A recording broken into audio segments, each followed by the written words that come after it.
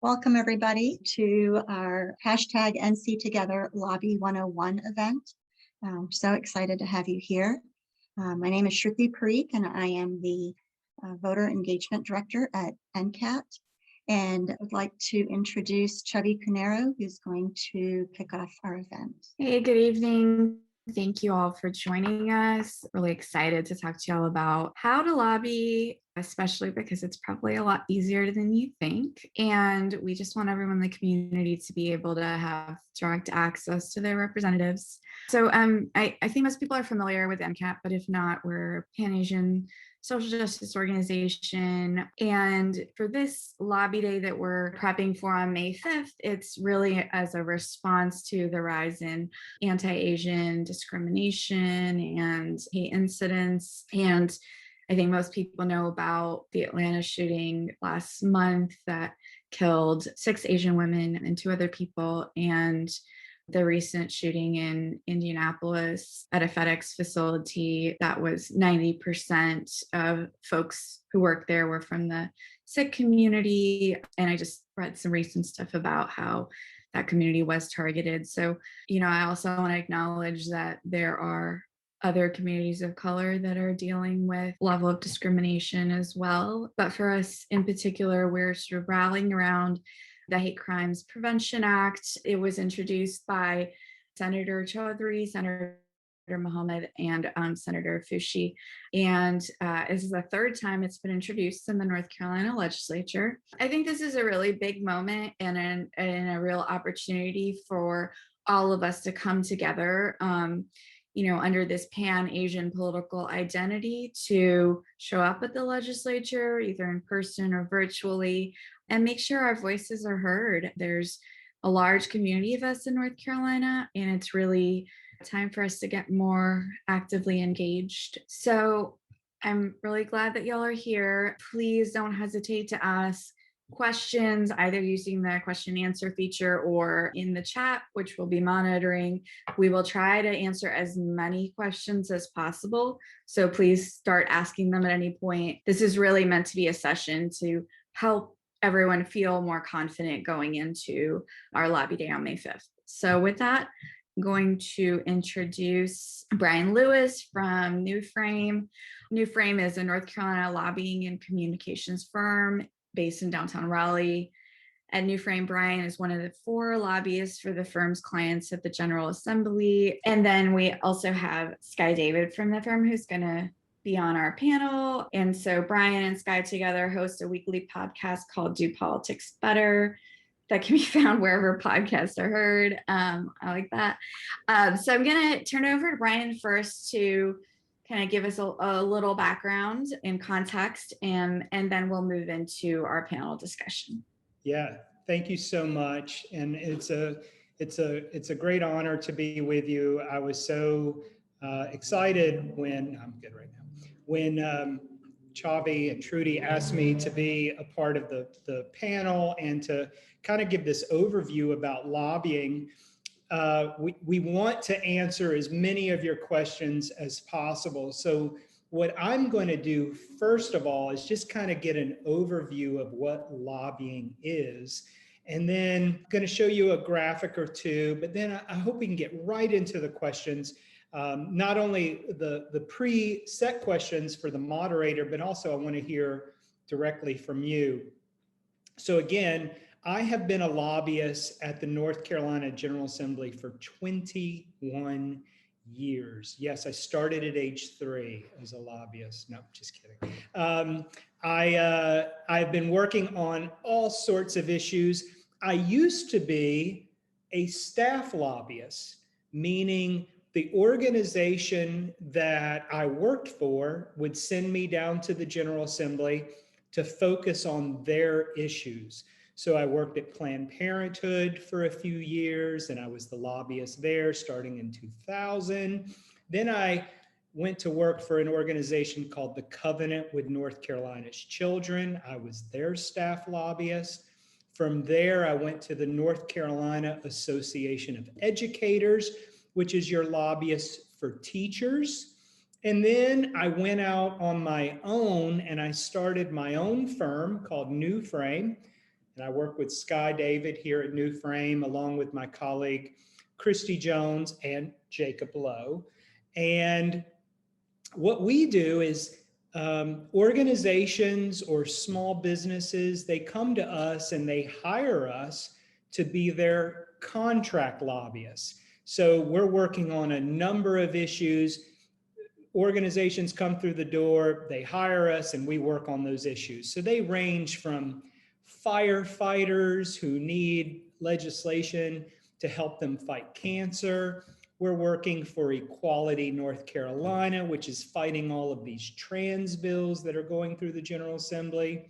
My colleague, Skye David, is the lead lobbyist on the Coalition Against Domestic Violence, the Coalition Against Sexual Assault. We work on early childhood education. And I won't go through the whole list, but you kind of get the idea that we work on a lot of really good issues that the General Assembly needs to address. So what is a lobbyist? It's kind of a weird word. The word lobbyist comes from those people who sit in the lobby and wait for legislators to walk by. And we say, Representative, Senator, I have this bill here that I would like you to support, or I would like you to file. And sometimes we say, we would like you to oppose because it will help our client or it will hurt our client. And so organizations, they hire us to do that work for them. But there's another kind of lobbyist that I think is more important than your staff lobbyists. They're more important than your contract lobbyists. And those are citizens that live here in legislators' districts who can vote for a legislator or vote against a legislator. And they can say, I need you to support this bill, whether it's the hate crimes legislation or vote against the bill. Maybe it's the transphobia bills that we're seeing going through the legislature. And those are very important. Those people are very important. I actually talked to a legislator today, and they said, I will give you an appointment unless someone from my district comes and sees me, because I first and foremost will take a meeting from someone who lives in my district. So lobbying is incredibly important, incredibly important. For one, all 170 members of the General Assembly, there are 120 in the House, there are 50 in the Senate. And these are just regular people, right? So Jay Chaudhry, who you talked about, who's in the Senate, he's a lawyer, he's a labor lawyer here in Raleigh, but he doesn't know anything really about firefighters and what it's like to fight fires and what it's like to wear this heavy turnout gear and to have the risk of fighting cancer or contracting cancer. So what we do as lobbyists is we take what our clients have really educated us on, and we take that to the General Assembly every single day on behalf of our clients. So the General Assembly is in session starting on Monday night, and they leave on Thursday afternoon. We are there on Monday night. We are there on Tuesday. We are there on Wednesday. We are there on Thursday. And we are constantly telling them about what our clients need.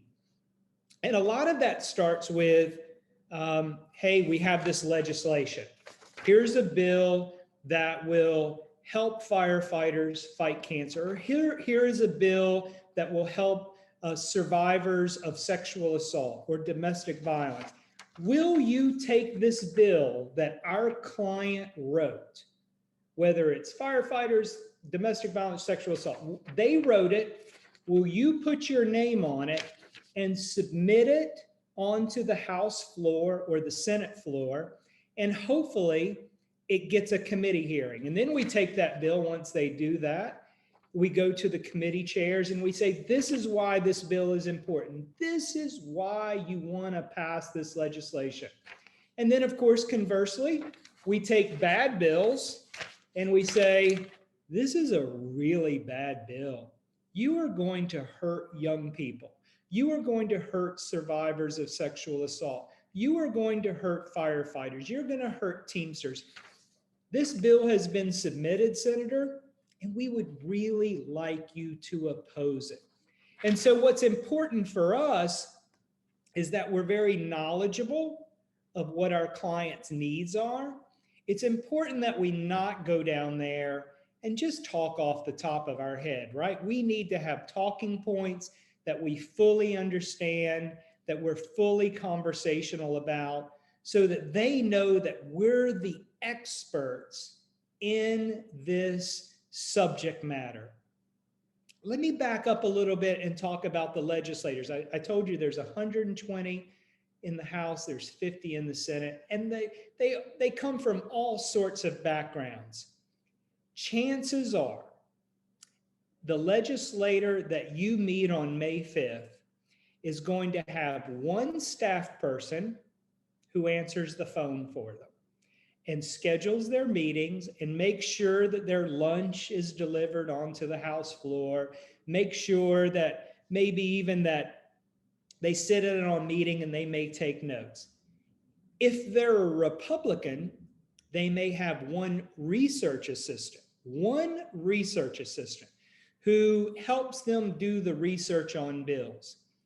They have no clue about the complexity of the thousands and thousands of issues that are before them each and every day. And this is where lobbyists are so important. And when I talk about lobbyists, I said staff lobbyists, they work for the organization, contract lobbyists like Skye and I, and then citizen lobbyists who are experts on the subject matter that they're dealing with. So when we talk about Asian American hate crimes, I would hazard this guess that maybe out of the 170 members in the General Assembly, 168 have no clue about Asian American hate crimes. Now, we do have African Americans serving, we have Asian Americans serving, but we have a lot, I mean a lot, of older white men who were serving in the General Assembly. And I'm not going to get into the reasons why. I will just say that it is a citizen legislature. These folks are elected from their communities. But let me give you a little story if I can. We were talking to a Republican legislator, Skye and I, last week. And we were talking about the trans bill that had gotten a hearing in the House last week. And it was around trans youth playing sports. And he told us this. He sat at this table that I'm sitting at with Skye, and he said, I had never thought about this issue. We don't talk about this issue in my district. I actually was a co-sponsor for this bill that you would like me to vote against. And he said, when I came to the committee, because it was heard in a committee last week, when I came to the committee, I had no idea what was going to happen. It was a new day for me. I had never talked about trans issues. These issues are not talked about in my district. And parents got up and testified about how hurtful this legislation felt to them and to their children. And he said that that testimony from parents gave him a new perspective, one that he had never considered before. And he suddenly realized that this bill was not as simple as he thought it was when he signed his name on it and said, yeah, I'll sign that trans bill protecting women from sports. And I don't want to get into a debate about the trans bill, but my point is this, is that when you show up to the General Assembly and you speak your truth,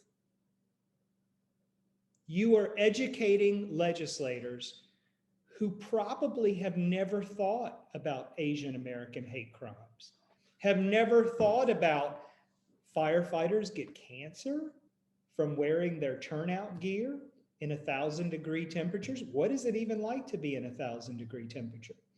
So what we try to do as contract lobbyists is to learn what our clients want us to tell the legislature. What you can do when you come to the General Assembly on May 5th is that you can speak your truth about what it is like to live in a community that feels, recently at least, like it's being targeted for hate crimes. And it's important that you tell that truth. There are a few things that, few tenets that we live by as lobbyists, is that we only speak on issues that we know about. And you know about your issues. We know what our clients tell us. We always try to be honest with legislators. We try to be transparent with them. So if they say, hey, you want me to sign on to this bill? Here are the negatives. Here's what the other side will say about the bill. I would like to show you, if I could, I'd like to share a screen if I can, and I'll be quick about this. I want to kind of give you an overview of what the General Assembly is like. And you should know this just going in, because we don't want you to be in any way surprised by this. Is that on the? No, but I was trying to move it. Okay, so there are 51 Democrats in the House of Representatives. The upper graphic is the House, the lower graphic is the Senate. There are 51 Democrats in the House. There are 69 Republicans in the House. There are 22 Democrats in the Senate and the 28 Republicans in the Senate as well. So here's what I want you to take from this. Republicans control the General Assembly. And I'm not casting aspersions on whether Republicans are good or bad or Democrats are good or bad. You just need to know that Republicans are in control of the General Assembly. And the leader of the General Assembly, at least on the House side, is this gentleman right here, Tim Moore. He is the Speaker of the House. On the Senate side, the leader is a man by the name of Phil Berger. These two gentlemen are more powerful than the governor of North Carolina. These two gentlemen, I tell my clients all the time, if Tim Moore and Phil Berger if they were to ask you to dinner tonight and Roy Cooper was to ask you over to the governor's mansion, you would want to go to dinner with Tim Moore and Phil Berger because they control the legislative branch of North Carolina, which is the branch that passes laws. They have lieutenants, Destin Hall and Bill Rabin. They are the rules chairman. They are very powerful. And I'm going to show you where they are on a map when we get done with this. John Bell, he's the upper photo that just showed. Kathy Harrington, they are the majority leaders. They are in control of the Republican caucus. They present bills every day. They say, this is how we want you to vote.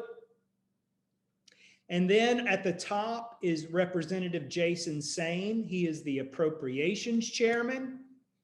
And then down in the bottom is Brent Jackson. So let me put this into a little context for you. You need to know this, that Roy Cooper does have a veto pen. So in the work that Skye and I do down at the General Assembly, while we like to talk to all 170 members, and we try to get to know every single one of them, we always know that these 8 legislators and Roy Cooper are really the kingmaker of what legislation comes to the floor and then what gets signed into law. And you always have to be cognizant of that. And so this is where power is in the General Assembly. If we were to put it on a map, this is where the power is. And I want to show you this graphic for one big reason. I want you to know that even though Raleigh is our capital, power is really outside of Raleigh. So Destin Hall is in Hickory, North Carolina, just west of Hickory. Phil Berger is up in Rockingham County. John Bell, Brent Jackson, Bill Rabin, they're in Eastern North Carolina. The outside of Charlotte, you have Tim Moore, Jason Sane, Kathy Harrington. What you need to know, this is the lesson that I want you to take from this graphic, is that our tendency to do a lobby day might be, I'm going to go see my Raleigh legislators, or I'm going to go see my Greensboro legislators, or I'm going to go see my Wilmington legislators. Power is not in the big cities in North Carolina. You must talk to legislators who are from rural areas. And every single one of these legislators lives in either a suburban area just outside of a metropolis, or they serve a rural area. And it's important that they hear from you in those rural areas about what you are trying to convey to them. So with that, that is my presentation.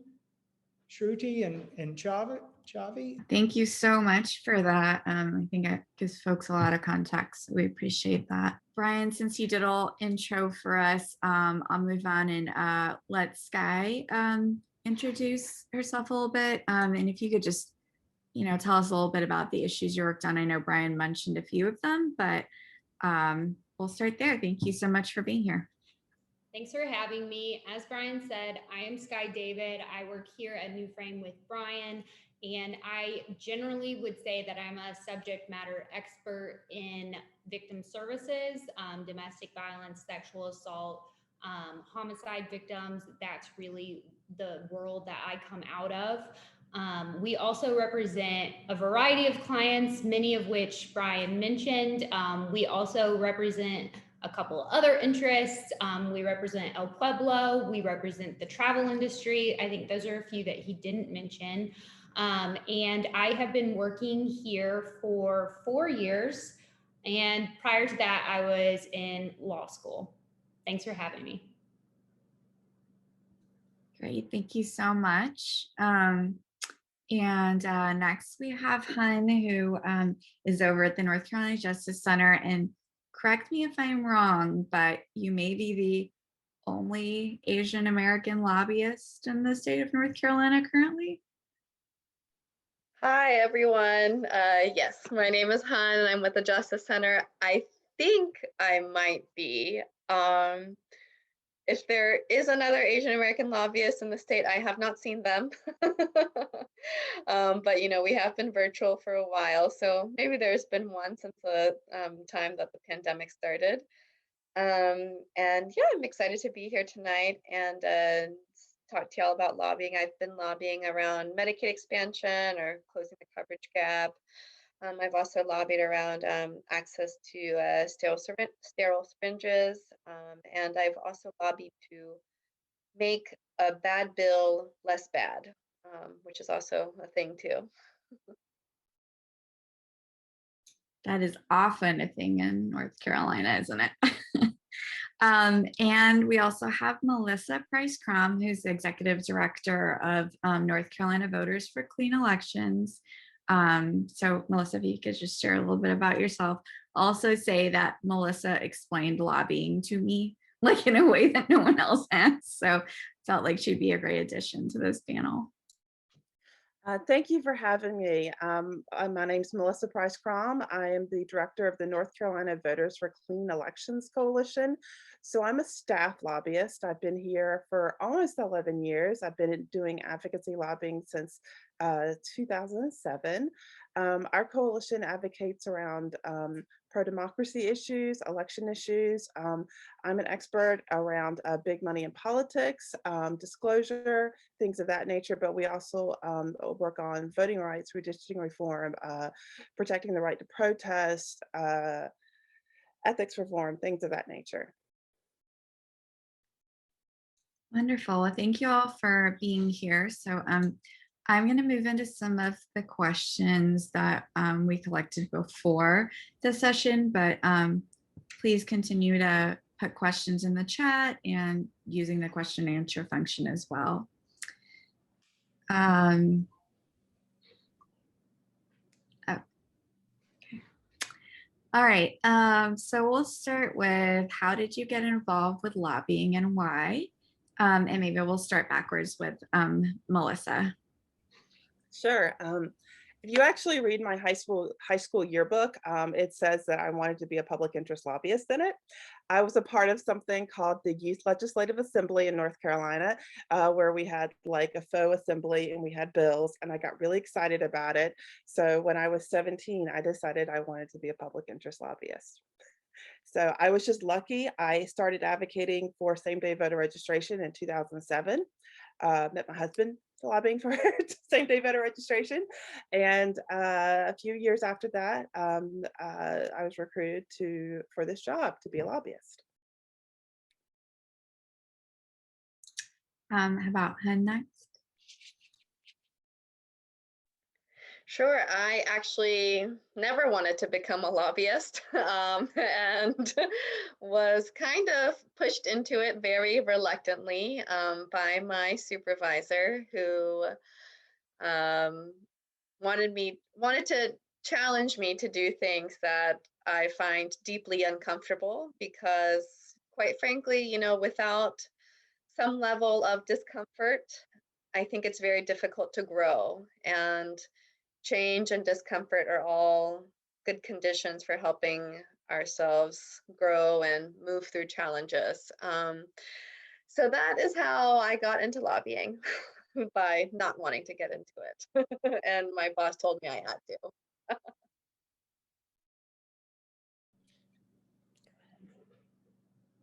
You're next. No, you weren't, because I went. Oh, you went? Okay, so I'll go next. Melissa, I wish I knew you in high school. That's so interesting. So I had been working in North Carolina politics for a few years, and after I did not want to do politics anymore after 1994, I got a job working at Planned Parenthood as a fundraiser. I would go around asking for money. I would work with major donors. I would foundation grants, and we had heard that there was some excess money at the General Assembly, that they were running a surplus, and this was around 2000, 2001. And my boss said, why don't you go down to the General Assembly and see if we can get a Medicaid waiver and we could get some money to serve some adolescents around pregnancy issues. And I found out that raising money from the General Assembly was a lot easier than asking donors for money. I would go down there and say, hey, can I have some taxpayer money? Can you invest that in the work that we're trying to do?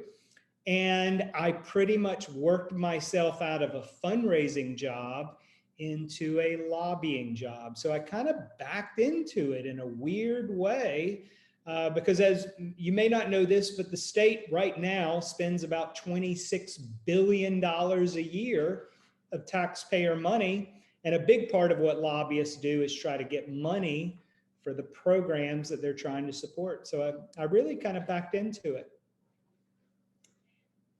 My answer is sort of similar to Melissa's. I grew up in Illinois, and I worked on the Illinois State Board of Education Student Advisory Committee, and we made recommendations to the full board. And my junior and senior year, I worked on comprehensive sex education, and then once we presented that to the board, it went to their General Assembly. And I was like, this is pretty cool. You can just write, you can just tell people what to do, and then it becomes a law. So that seems fun. So during college, I remained active in policy work for the college that I was at. And I really started my research into domestic violence. And from there, I kind of built up my victim services resume. And in law school, I interned at the Coalition Against Domestic Violence, whom we now represent. And my supervising attorney was going out of town for a few days. I think she didn't know what to do with me. So she was like, why don't you go down to the General Assembly and see what our lobbyist does? And so I went with him for 2 days and I was like, this seems fun. This is where I want to be. And so I interned with him the next year. And that's kind of how I fell into lobbying. These are all such interesting stories. I think just moving in a little bit more to learning more about what a lobbyist does. Can you tell us a little bit about what your day-to-day looks like? And I think we'll just start with Brian and Skye. So our day-to-day, we're at the General Assembly about 8:30 in the morning. That's when the first committees start to be heard. So committees are generally they start at 8:30 and they go through the early afternoon. We're there at 8:30 to hear what are usually appropriation meetings, and we sit in there and listen to all of the funding and where we are in funding. From there, it is checking the calendar constantly to see if our client's legislation is before a committee, meeting with other lobbyists. Today, I probably had 3 meetings with other lobbyists who represent other clients, but we have an interest. We have a similar interest. Meeting with legislators. I think today I had 4 meetings with legislators about legislation I either wanted them to support or legislation I wanted them to oppose. I had a meeting with an appropriations chair.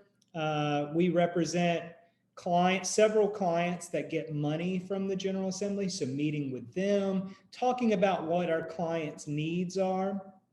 And then a big part of our day is just communicating with our clients constantly. This is the conversation I just had about this bill. This is the conversation I had about this appropriation. We're sending text messages.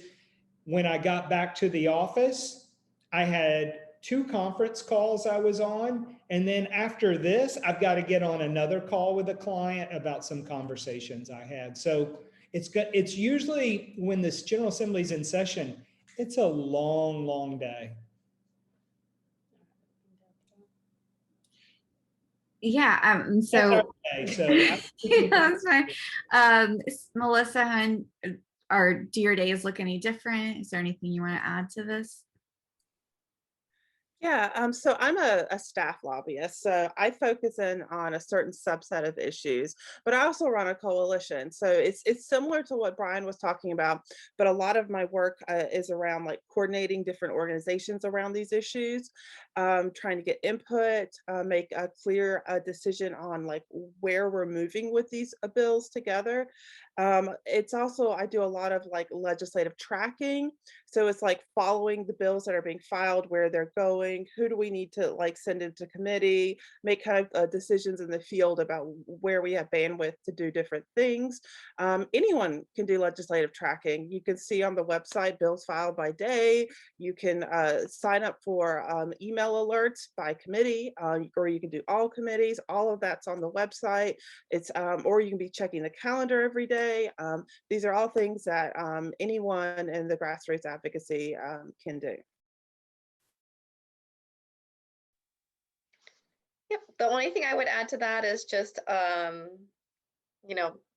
reading the news, keeping up with the news constantly as well. That can really affect a lot of ways that things are moving inside the General Assembly. Great, thank you so much. Let's talk a little bit more about the advice that you have for our folks that are going to be at the General Assembly on May 5th. I'll start by directing this question to Hyun, but please jump in. I hope this can be like more of a conversation going forward. So what kind of advice do you have for folks as they speak with their representatives, for advocacy in general? And I think for a lot of people, this will be their first time lobbying. So yeah, just start us off. Maybe the first thing is don't get overwhelmed once you get inside of the General Assembly, especially the main building. All of the quads look the same.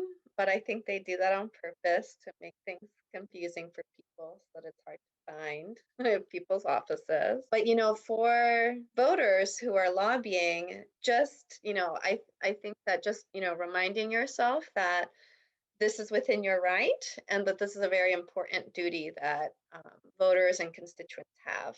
A lot of legislators don't receive constituents going to their offices. And so, it's a big deal when a constituent is going into the office of their representative or of their senator. I just want to affirm that, this is within what, we should be doing. And really, it shouldn't be such a big deal, but it often is, because it's hard for people to take time off of work or from their daily lives to go make an in-person visit with their representative or with their senator. So I really just want to affirm and encourage folks doing that, and just share your story, speak your truth. And if there is something that you don't know, then that's okay. We are not expected to know everything. So I think those would be my main pieces of advice. And I would add to that, in this current environment with COVID, it's a little different. It is hard to get into some legislators' offices. Most of their doors are going to be closed. They're going to want you to wear a mask. I would try to, if possible, request a meeting on May 5th prior to you going. Some legislators are only operating virtually, so you could be the legislature, but your meeting could still be online.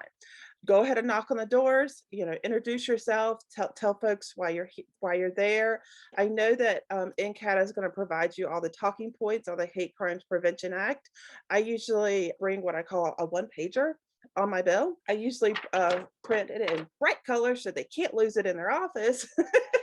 It's got things like the bill number on it, a brief overview of the bill, messaging talking points, maybe some more details on the bill. For the Hate Crimes Prevention Act, I think that type of bill is incredibly important for you to be telling your stories and how it impacts you and why you need legislators to step in here. It's okay if you don't have anything. I'll just add one little trick that I like to do. Melissa's correct. If you can schedule a meeting prior, that is great.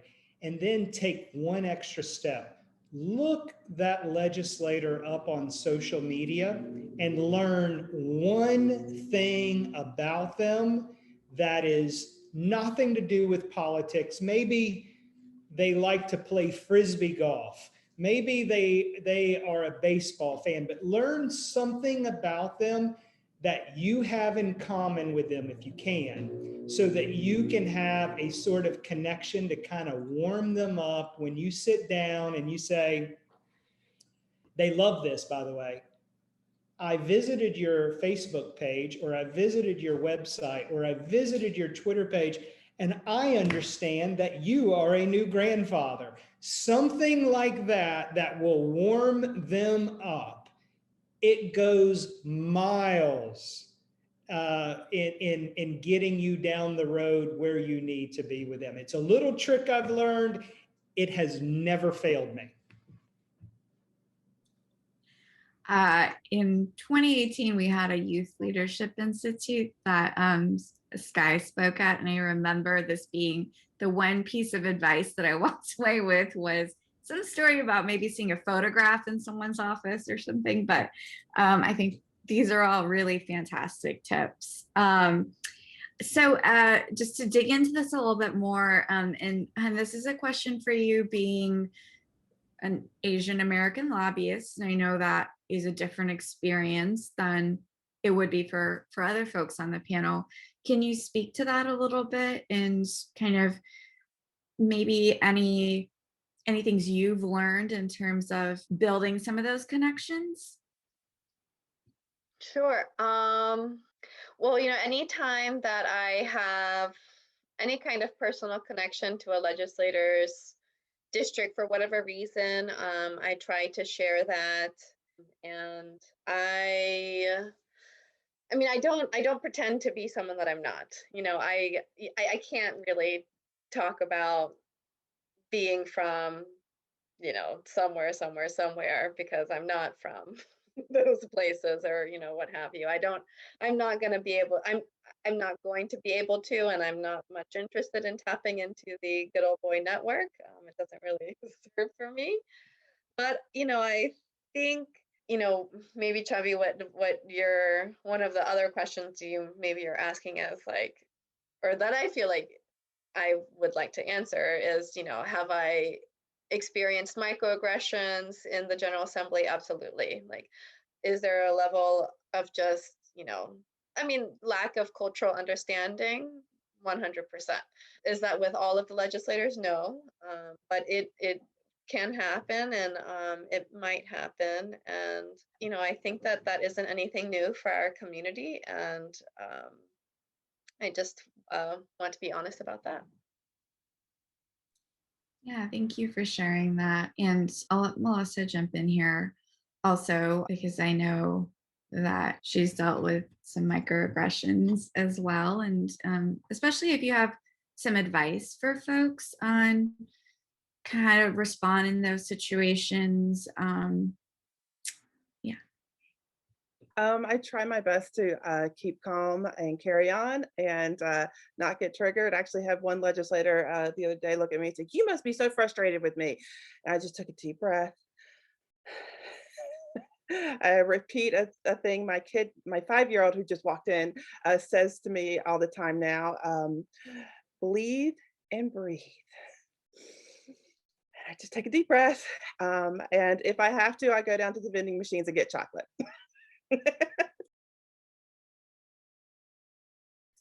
Yeah, that's great.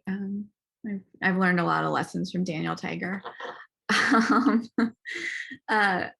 Great. So anything else on this? Brian, Skye, any thoughts? I think I have a unique role because I talk about sex to older white men a lot, and that can be a difficult conversation to have, and it can make them feel really uncomfortable.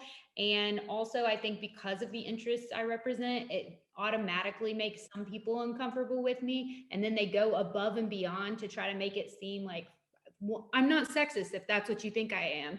That just happened yesterday. Just happened yesterday. And or like some sort of comment, like I'm trying to think of one. Oh, I would compliment your shoes, but me too. Things like that. So like you kind of have to laugh and be like, I'm chill out. Like I have a very like direct way of communicating with people that I think is a lot different than Brian's. Like Brian can't push people in the way that I can. As a white male, he can't do that to other white males. And I can be a little harsher with men than he can. So there are pros and cons. Yes. Yeah, that's all helpful to hear. And so let's talk a little bit more about some of the, y'all have mentioned a little bit, some of the issues that you work on. Tell us about some of the bills that you helped get passed. Tell us about one that you're the most proud of and how long it took, and maybe anything else about the process that you'd like to share. And anyone can take this first. I'll go first if you don't mind. And then Skye has, I think, the best bill that I'm the most proud of our firm. But I'm going to go back to 2007, 2008, when I was at the Covenant with North Carolina's Children. We worked with Equality NC to pass a bullying bill in the General Assembly that in the first time ever in the North Carolina statutes, we put gay, lesbian, and transgender students into the legislation and underscored them as having some protections in the public schools against bullying. And it also included teachers as well. This was something that when I look back at my career, I'm very proud of that legislation. I'm proud, by the way, that it has not been repealed despite a turnover in the General Assembly. But in the last 2 years, in the last biennium, my colleague, Skye, had just landmark legislation from North Carolina, and I'd like you to talk about that. Okay. In 2019, for the Coalition Against Sexual Assault, the big bill that we passed that I think I am most proud of, it did a lot of different things, but one of them was that we were the last state in the nation to allow folks to withdraw consent once a sexual act has begun. And I have been working on that my entire time at New Frame, and those who came before me have been working on it because it was a 40-year-old law that came out of case law. It was a big deal, kind of popped up in the media every couple of years, would gain some traction, but folks really hated talking about it. And it took me a while to curate my message to folks, to talk to legislators about it in a way that they could understand. That was a big piece of that bill. There was another piece of that bill that closed the incapacitation loophole, which was if you drank alcohol of your own behalf or took drugs or whatever it was to become incapacitated, if you were then raped, it wasn't able to be prosecuted as a second-degree rape because you acted upon it yourself. You took the drugs, drank the drink, whatever it may be. So it closed that loophole, which was about 14 years old. And so those were two big loopholes. We also extended the statute of limitations for child sexual abuse victims. And that was a big win for folks who are victims of Catholic Church abuse, Boy Scouts, etc. And I would hope to build off of that in the future and extend that statute of limitations even longer so you could file a suit against your perpetrator. But that's the bill that I would say I'm most proud of. The bill I'm most proud of is the pre-registration of 16 and 17-year-olds to vote. This came about, I had been doing a lot of work in the field, like just registering voters. And I was that year in North Carolina public schools where they moved the civics class from 12th grade down to 10th grade. And prior to that, as 12th graders, that was a good place for students to get registered to vote. And so I sat back and thought, okay, well, where's another place that where would 10th graders interact with the government? And I'm from rural North Carolina. I was like, oh yeah, the DMV. Back then, everyone got their license. Kids don't get their licenses now, and we have to drive them around everywhere. But back then, everyone got their license. And so it made sense that you could pre-register 16 and 17-year-olds. And I went to the Good Government Democracy community and I talked to Democracy North Carolina about this idea. And we made a bill. I was just a citizen advocate. It was just an idea I had. And it became law. So that was, I thought, really cool. Oh yeah, go ahead, Hun. I was going to say the bill I'm not proud of at all, but I guess that's not the question, so I won't. Feel free to talk about both. I mean, it's a way to talk about how crazy things can happen in the General Assembly, right? But when I was working for a harm reduction organization around legalizing access to sterile syringes, and one of the things that happened, it started off as a bill on its own, but then some of the legislators decided to put that language onto another bill, which was around banning public access to body cam footage of law enforcement. And I'm not proud of the way that the organization that I was working for handled what they did with around that bill. But I guess what I would say a bill that I am proud of, I haven't had many wins yet at the Justice Center because I'm working on Medicaid expansion, and it has not been great for us. But I think something that we did finally have a win on was this past, I don't know, I guess it was March. I formed a coalition of the 8 southern states that haven't expanded Medicaid, and we did lobbying on a federal level to include some federal incentives for the states that haven't expanded Medicaid to be included in the American Rescue Package. So we were successful to get that. And if North Carolina decides to expand Medicaid for any reason, we would get an extra $1.7 billion because of the lobbying work that we did with South. These are all incredible wins. Thank you for sharing them with us. So I think before the session officially started, we were talking a little bit about the Hate Crimes Prevention Act, which is what we are asking folks to join us in lobbying for on May 5th. And as I mentioned before, this is the third time it's been introduced. And I think in terms of going into this with realistic expectations, our goal has been to get a hearing on this bill because it has never had a hearing before. But I think as context for folks who might be doing this for the first time, there may be a sense of why are we advocating for legislation that may not pass this session.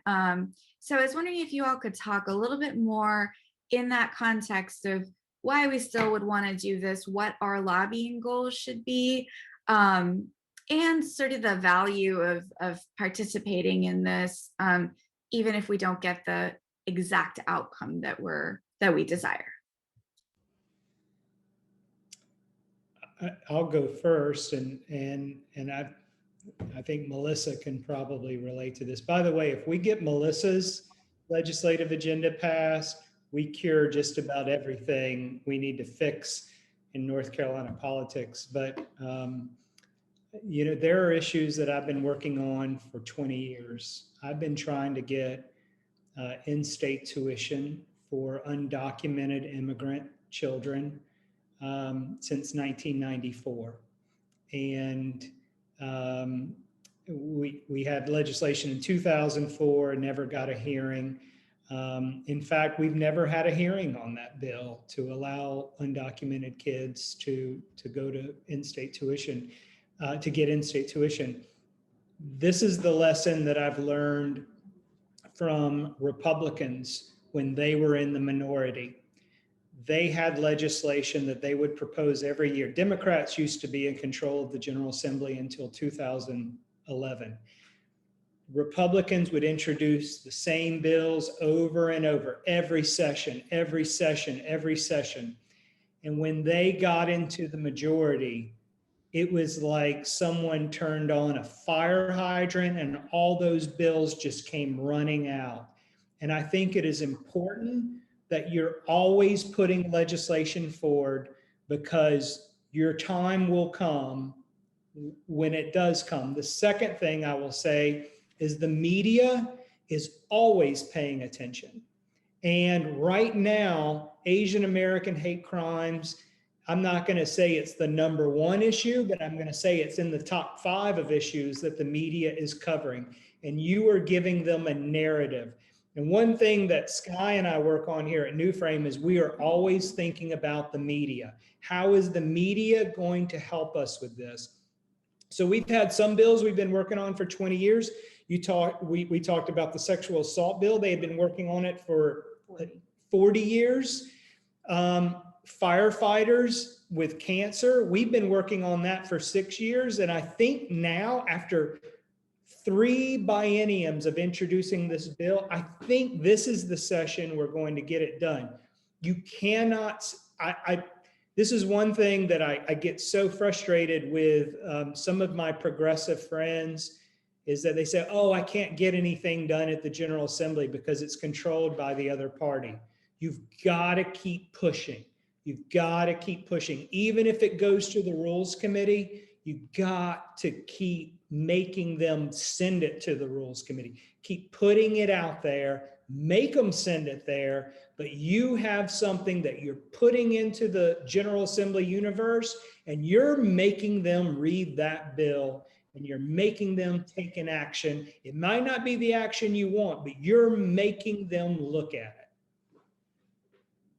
I also would just add that starting the conversation is incredibly important. Without the bill there, without you coming to talk to your legislators, maybe they wouldn't have this conversation with anyone else.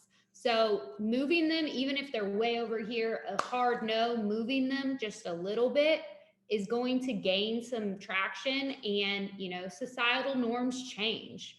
And as they change, legislators have to evolve just like the rest of us have to evolve. And so as that happens, they're going to move along that spectrum that you need them to move along. And so it really moves them closer to yes. And maybe they're at no, and maybe hearing a story from you can get them to yes. A personal story changes the heart of a legislator more times than not. So I would say that that is the number one thing. Like, you can get some people who were a no, maybe to a yes, and maybe to that hearing that you're looking for.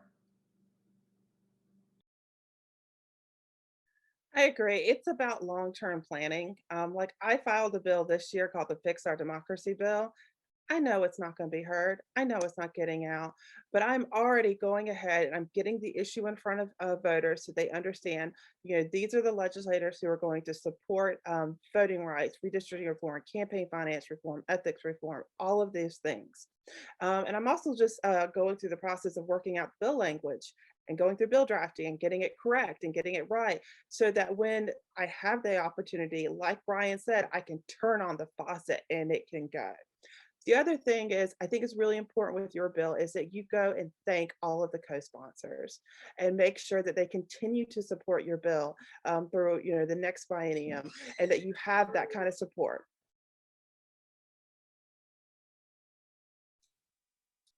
I don't really have anything to add. Those are great. Yeah, thank you all very much. And I just want to lift up also that, yes, this is the third time the bill is being introduced. This is the first Asian American Lobby Day at the North Carolina General Assembly. So none of these folks have heard your stories before, or had a chance to talk to the people who are actually impacted about how this impacts them and why they want this legislation passed. There were some questions in here, so I just want to address them. We will be providing talking points. We are scheduling all the appointments for you. So all you have to do is show up and be willing to, share how this impacts you, share your personal stories. So we have a question from the chat, and it is, have you ever been in a situation where the legislators have strong disagreements with you or refuse to let you finish? What did you do? Have you had any success changing a legislator's mind? Anyone want to, Melissa? Oh, go ahead, Brian. I'll just say one incident that I'm very proud of, actually, is Representative Greg Murphy, who is now in Congress, was when we were introducing a firefighter bill, he was adamantly opposed, worked to kill the bill. And I went up to him after committee and I said, Dr. Murphy, he was a doctor. And so again, we met him where he was. I said, I know you're a medical doctor. I want to give you this package from the CDC, the Center for Disease Control. I just want you to read this data about cancer in firefighters, and I'll come talk to you next week about it. I gave him this data. He came back the next week and he said, I was wrong. You are right.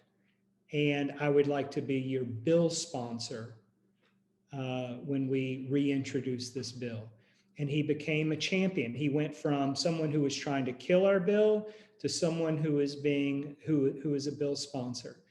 And I do think that, again, it's finding out what the how they operate and how they process things. Maybe it's a story from the community. Maybe it's data. Maybe it's a list of hate crimes that you give them. But I do think finding out how that legislator processes information, and I'm not saying this happens all the time, more times than not, if I get a firm no, I think Melissa and Han would agree, you just move on, right? But sometimes you can find what they need to see to get to a yes. If they cut you off, if they're rude to you, if they say, get out of my office, I never want to hear from the union, or I don't like illegal immigrants, El Pueblo, get out of my office. I kill them with kindness, thank them for the time, and I find my way out the door. I never bark back. I try to keep my composure. And you kind of know that, when to do that and when to try to give them the data.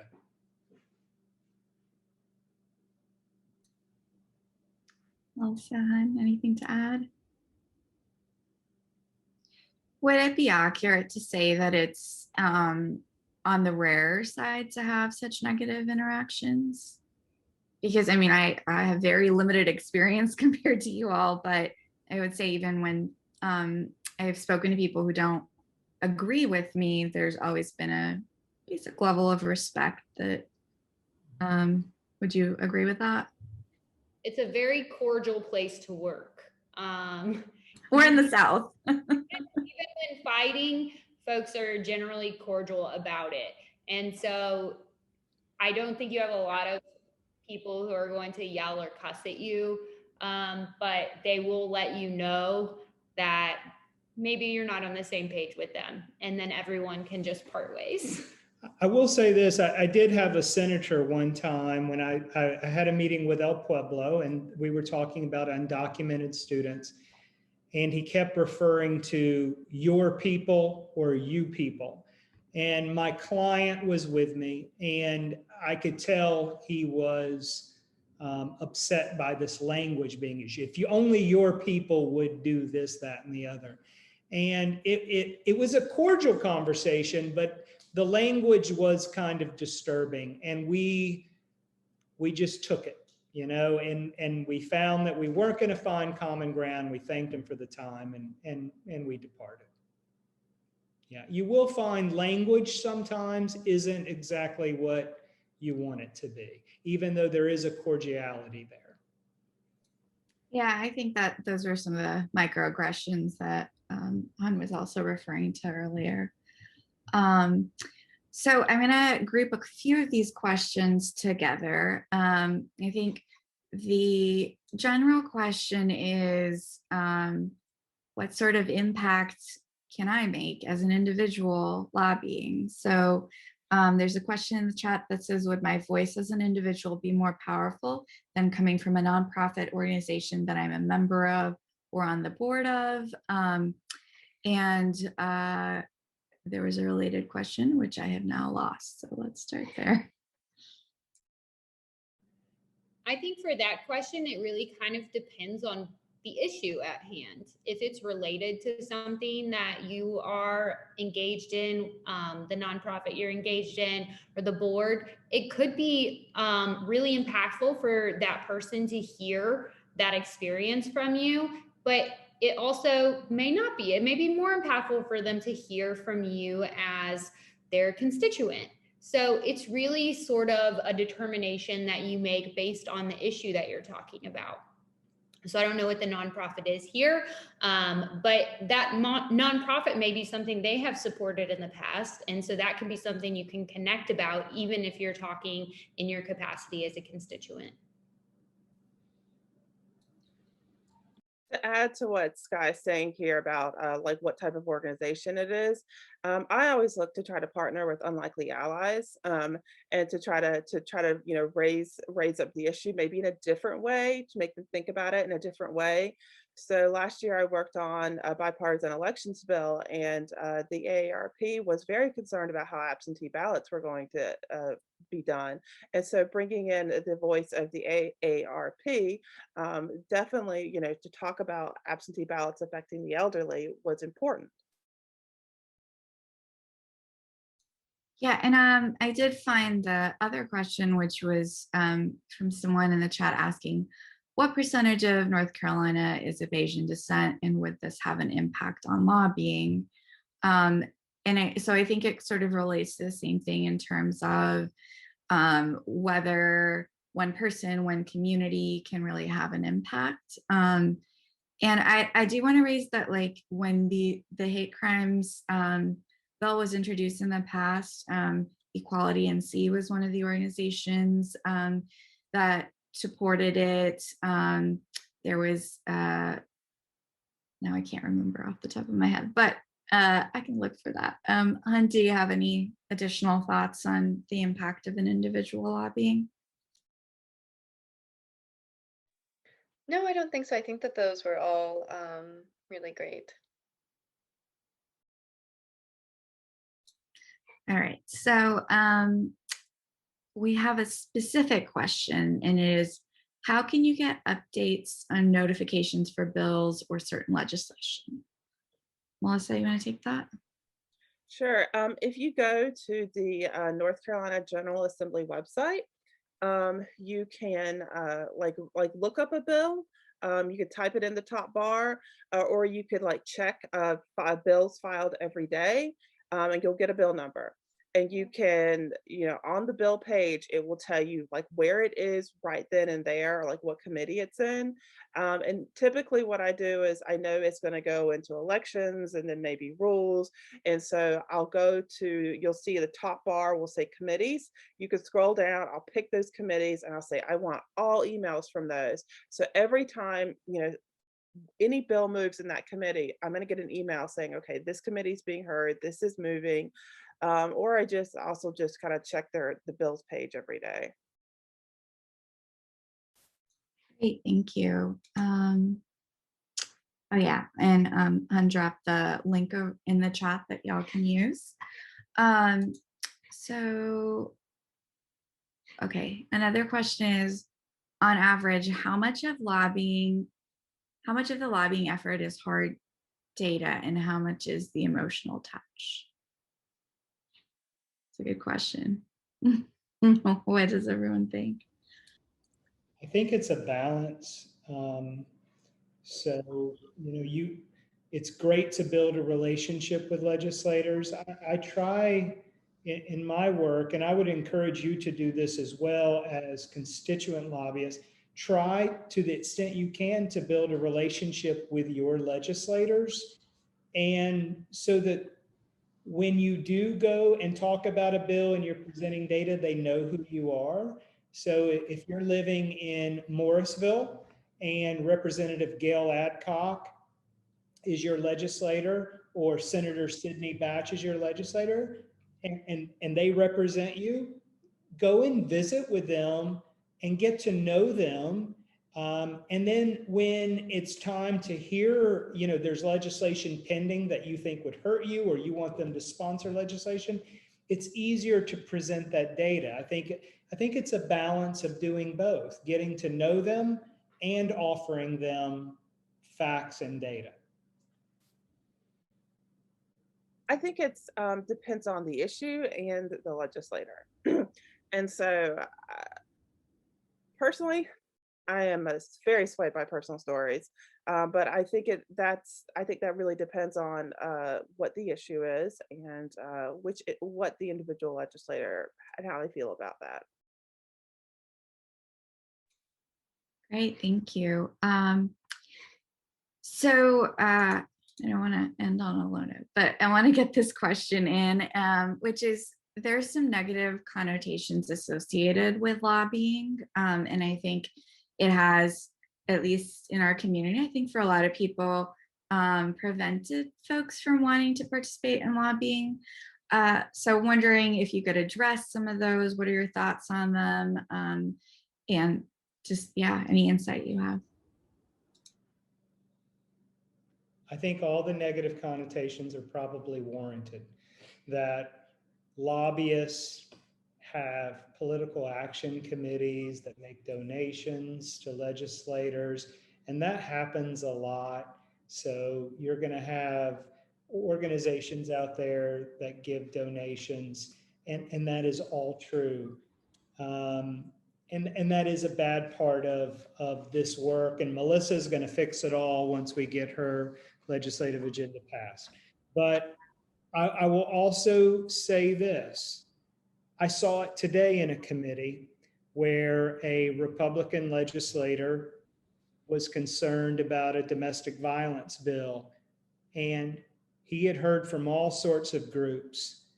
But the groups that moved him today to have a bill displaced in committee was because he heard from his constituents in High Point, North Carolina, who probably have never set foot in the General Assembly.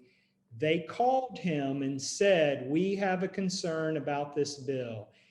And I don't care if you are the most high-powered lobbyist in the General Assembly, this legislator was going to listen to his constituents, and he did so today.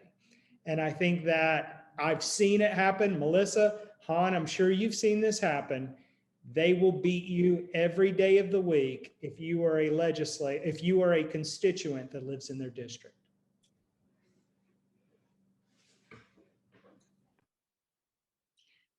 Yeah, that's really helpful.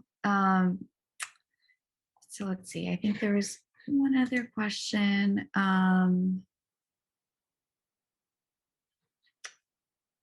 See, does anyone else have any questions in the chat? I'm sorry, I'm not used to both moderating and looking for questions.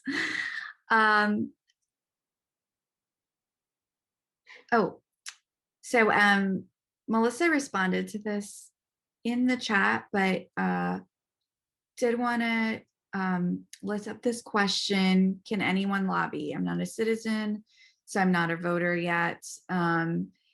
And also in terms of who we're lobbying, we are making sure that folks will be talking to their own representatives as much as possible, which goes to your last point, Brian. So if you all could just talk about, the importance of speaking to your own representative, being a constituent, and how really anyone in that district should be able to do that.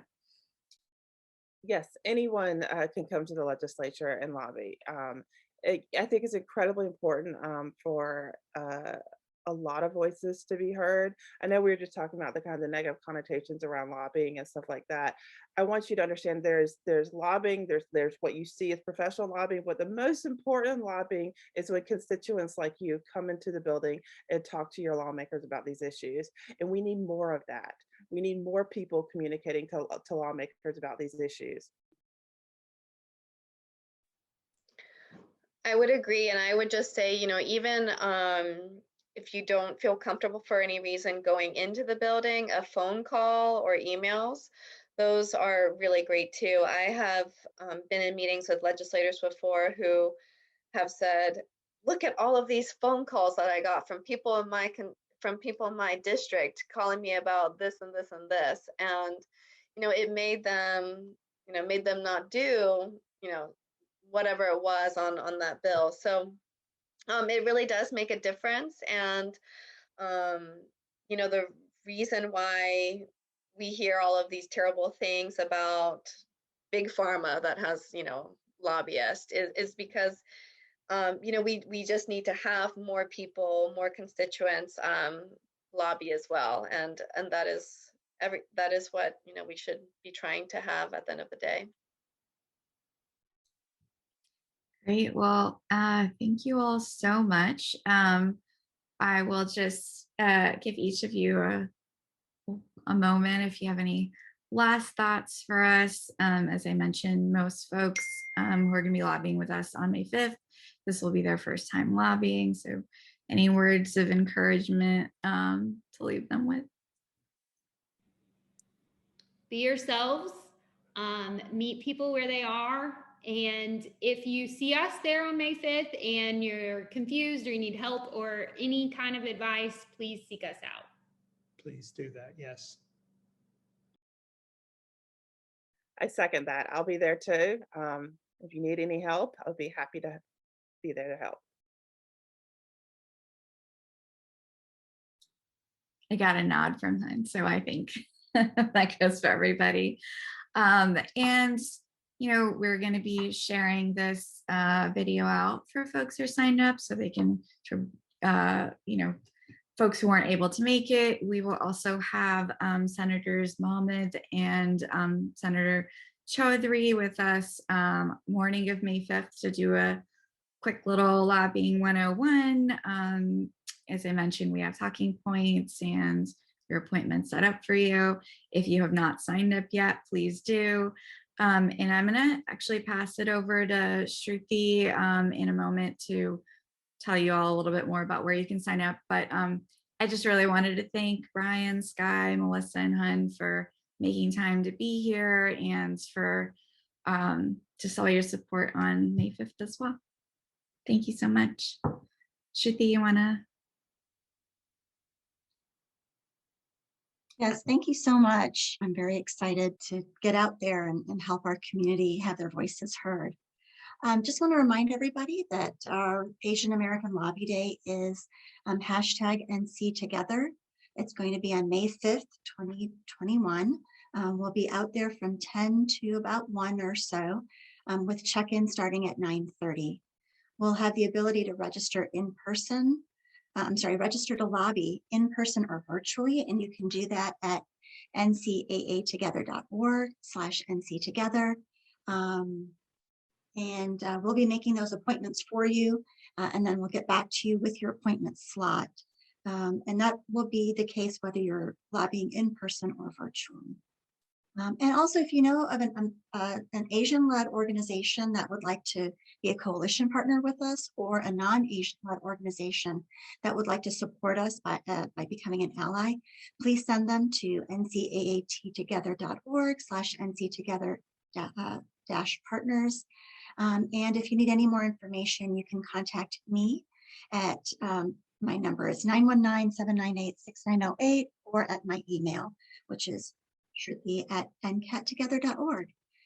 Thank you so much for attending today. We look forward to an exciting and successful Lobby Day.